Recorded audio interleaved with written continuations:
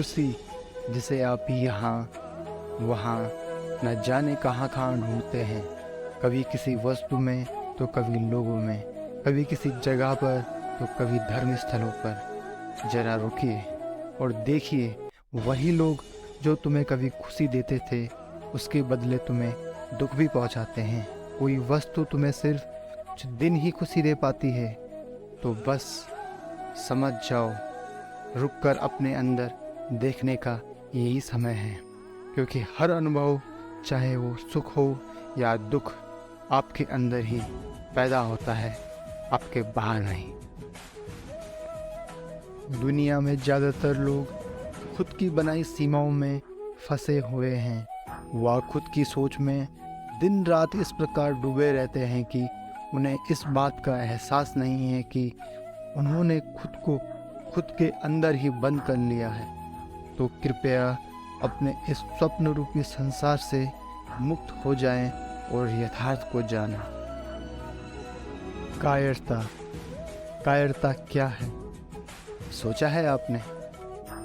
कायरता परिणाम की चिंता करने से आती है कि अगर मैं इस काम को करूं तो सफल होऊंगा या नहीं।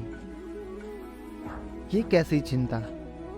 याद रखना, जो लोग अपने काम के होने वाले परिणाम से ग्रस्त होते हैं, वे कभी भी वो चीज़ें नहीं करेंगे जो उन्हें जीवन में आसमान छूने तक पहुंचाएगी। समाज में ये प्रथा बड़ी है कि स्त्री पुरुष से निम्न है। ये सोच बेतुकी है। जब एक स्त्री किसी पुरुष को जन्म देती है तो जीवन बनता है, तो स्त्री एक जीवनदायिनी है। तो ऐसे में स्त्री निम्न और पुरुष उच्च कैसे हो सकता है? जरा सोचिएगा। जीवन में कई लोग यह शिकायत करते रहते हैं कि यह काम तो बहुत मुश्किल है, यह कैसे होगा। परंतु कोई चीज़ आपके लिए कितनी आसान और कितनी मुश्किल होती है, यह इस बात पर निर्भर करता है कि आपकी तैयारी कितनी अच्छी है। कई लोग जीवन में उम्र बढ़ने के साथ साथ मजबूत आचरण और सख्त हो जाते हैं, परंतु उन्हें ये याद रखना चाहिए कि सख्त लकड़ी को मोड़ने पर वह टूट जाती है। अतः आपको जीवन में सख्त ना होकर एक मंद बयार की तरह होना चाहिए।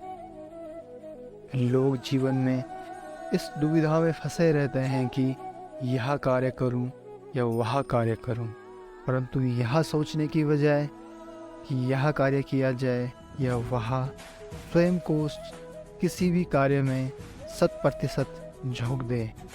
फिर आप देखेंगे कि उस कार्य का परिणाम आपको आश्चर्यचकित कर देगा। आप सुबह शाम, दिन रात परिवार को और दुनिया को शांति बनाने के बारे में ईश्वर से प्रार्थना करते रहते हैं, परंतु अगर आप अपने मन को शांत नहीं कर सकते तो दुनिया को शांतिमय बनाने का सवाल तो कभी उठता ही नहीं।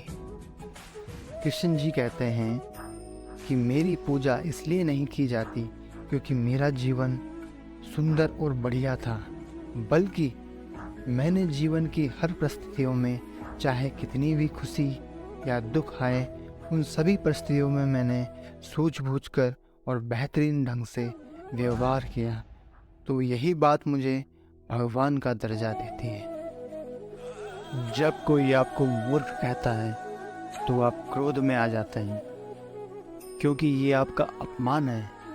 परंतु जब आपको स्वयं ये महसूस होता है कि आप मूर्ख हैं, तो इसका मतलब ही यह है कि आप यह समझने के लिए काफ़ी समझदार हो चुके हैं कि आपको जीवन में बहुत कुछ सीखना है, क्योंकि सीखना एक जीवन प्रक्रिया है।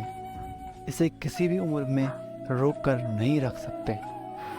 दोस्तों, मुझे आशा है कि आपको इस वीडियो से बहुत कुछ सीखने को मिला होगा। इसलिए अपना ध्यान रखिए और अपने चाहने वालों का भी ध्यान रखिए। मिलते हैं आपको अगली वीडियो में। धन्यवाद।